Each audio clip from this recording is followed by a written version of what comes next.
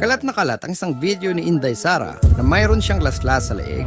Sa isa pang video, nagpapaliwanag naman siya na may nanggurgur umano sa kanya kaya may sugat sa leeg. Sara, Inday Sara! Inday Sara!